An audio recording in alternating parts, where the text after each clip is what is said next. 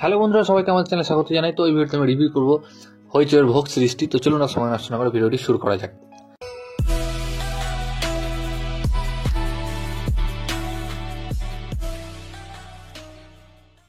তো এই সিরিজটি ডাইরেক্ট করেছেন পরমব্রত এবং এটি নেওয়া হয়েছে অভিক সরকারের লেখা ভোগ গল্প থেকে, যেটা আপনারা সবাই জানেন যে এটি খুবই পপুলার সানডে সাসপেন্সে।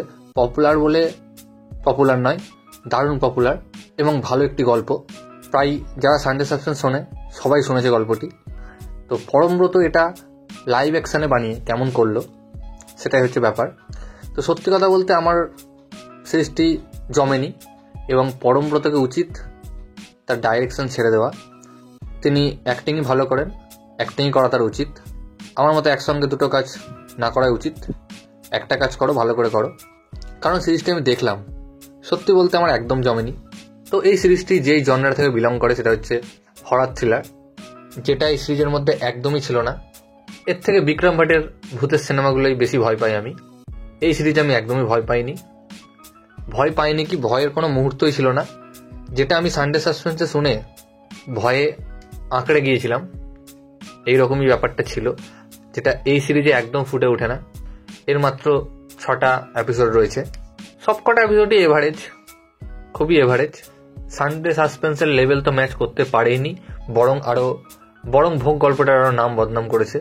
অভিক সরকার পারলে পরমব্রতকে মারবে এরকম ব্যাপার আমার যা মনে হচ্ছে, তার গল্পটাকে যেরকম ঘেটে ঘ করেছে লাইভ অ্যাকশন নিয়ে। যদি এই সিরিজে কিছু পজিটিভ দিক থাকে তো একটাই, সেটা হচ্ছে শুধুমাত্র অনির্বাণ।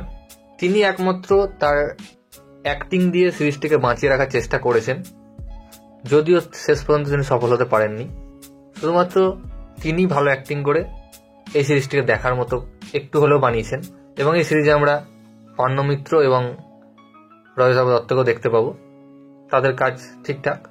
তো যদি আসি এই সিরিজটাতে, তো সিরিজটা আমাকে একদমই ভালো লাগেনি। কারণ আমি সানডে সাসপেন্সটা শুনেছি, আমি জানি। আর যারা সানডে সাসপেন্স হয়তো শোনেননি তাদেরও এই গল্পটা ভালো লাগবে না দেখে।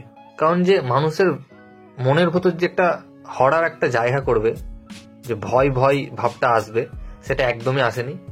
বরং দেখে মনে হচ্ছিল যে সিরিজটি কখন শেষ হবে, শেষ হলেই ভালো হয়।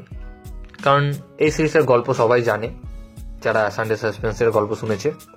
আর আমি জানি যেহেতু ভোগ গল্পটি খুবই ফেমাস গল্প, সানডে সাসপেন্সে সবাই শুনেছে, সেই কারণে এই সিরিজটি হইচই হিট হবে। কারণ সব অডিয়েন্স দেখতে আসবে যে সিরিজটি কেমন হয়েছে, এবং হইচই অডিয়েন্স পাবে এবং ভিউ পাবে সিরিজটি। তো সেই কারণে সিরিজটি হিট হবে এবং পরমব্রত আরও কাজ পাবে। কিন্তু এই কাজটা একেবারে বাজে কাজ হয়েছে। এই ছিল আমার রিভিউটি ভালো লাগলে অবশ্যই ভিডিওটিকে লাইক, কমেন্ট, শেয়ার, আমার চ্যানেলটিকে সাবস্ক্রাইব করুন এবং আমাকে ইনস্টাগ্রামে ফলো করতে পারেন, লিঙ্ক আমি ডিসক্রিপশনে দিয়ে দেবো। ভিডিওটি দেখার জন্য থ্যাংক ইউ, ধন্যবাদ।